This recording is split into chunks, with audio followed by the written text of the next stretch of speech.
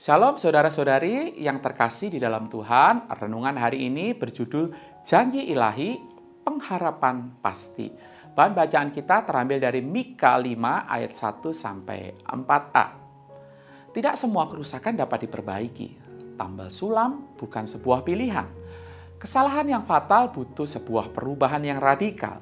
Yang diperlukan bukan hanya koreksi, modifikasi, atau renovasi, melainkan peletakan fondasi, sebuah awal baru sangat dinanti. Inilah situasi yang dihadapi oleh bangsa Yehuda pada zaman Mika. Sang Nabi melayani sekitar abad ke-8 sebelum Masehi pada zaman Raja Yotam, Ahaz, dan Hizkia. Pada masa itu kemerosotan moral dan kompromi religius terjadi di mana-mana. Agama dijadikan alat untuk kepentingan material. Orang-orang kaya dan para penguasa menindas orang-orang miskin. Keadaan hanya sempat membaik sedikit pada zaman Hizkia. Dalam situasi demikian, Mika berkali-kali menyerukan pertobatan dan penghukuman, baik atas Samaria maupun Yehuda. Apa yang diberitakan sebagian sudah terjadi. Kedua negara ini sempat dikalahkan oleh bangsa Asyur. Bahkan satu ayat sebelum teks kita hari ini berbicara tentang penghukuman bagi Yehuda. Namun puji Tuhan, penghukuman bukanlah titik akhir bagi umat Tuhan. Ada kemurahan Allah. Kemurahannya lebih besar daripada semua kegagalan kita.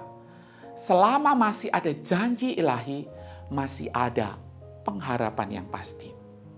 Kita tidak tahu secara pasti bagaimana bangsa Yehuda pada waktu memahami janji yang diucapkan oleh Mika ini. Awalnya mereka pasti tidak langsung mengkaitkan janji ini dengan Mesias yang akan datang beberapa abad sesudahnya. Sebab situasi konkret mendorong orang-orang Israel untuk melihat jauh ke depan melampaui raja-raja yang sudah ada. Ya, pertimbangannya jelas karena cakupan kekuasaan dari penguasa yang dijanjikan ini bukan hanya kerajaan Israel ditambah Yehuda, melainkan di seluruh bumi. Bukan hanya itu, kekuasaannya juga akan diwarnai dengan kekuatan, keluhuran, dan kedamaian. Namun pertanyaannya, siapa Raja Israel atau Yehuda yang pantas menggenapi janji ini? Tidak ada sama sekali. Dua kerajaan ini bahkan pada akhirnya dikalahkan oleh musuh-musuh mereka. Umat Allah tidak lagi memiliki seorang raja. Lantas, apakah janji Allah terbengkalai? Jelas tidak. Janji ilahi melalui Mika memang dimaksudkan untuk sebuah masa depan yang jauh. Tuhan akan mengutus seorang raja dari keturunan Daud yang akan mengembalikan kejayaan Israel seperti dahulu kala. Namun sayangnya tak kala Kristus datang ke dunia untuk menggenapi janji ini, hati umat terlalu gelap untuk memandang kepada Kristus. Mereka memilih untuk menantikan seorang Mesias secara politik. Mesias yang akan meruntuhkan belenggu penjajahan bangsa Romawi. Mereka tidak sadar bahwa Mesias sudah datang. Kristus sudah mematahkan belenggu terberat manusia, yaitu dosa.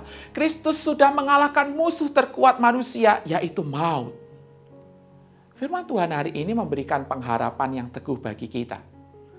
Apapun keadaan kita sekarang, janji ilahi memberikan harapan yang pasti di dalam Tuhan. Tidak peduli seberapa kecil kekuatan yang masih tersisa, Tuhan bisa memulai dari sana. Bethlehem bukan kota yang besar. Nabi Mika juga berasal dari desa kecil yang bernama Moresyet di daerah Gad. Daud pun dahulu juga bukan siapa-siapa, dia hanyalah seorang gembala domba. Namun Tuhan justru memakai yang kecil-kecil ini menjadi bagian dari cerita kebesaran dan kemuliaannya. Hal yang sama juga berlaku bagi saudara.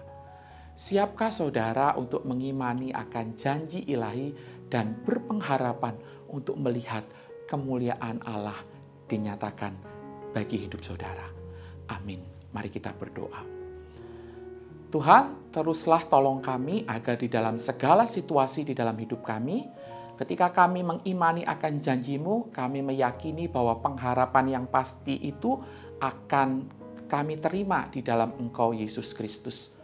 Biarlah ini terus meneguhkan iman kami, sekaligus ini menjadi berita yang juga kami kabarkan dan kami sampaikan kepada sesama kami yang membutuhkan pengharapan di dalam kehidupan mereka. Terpujilah Engkau Tuhan, di dalam nama Tuhan Yesus kami berdoa. Amin.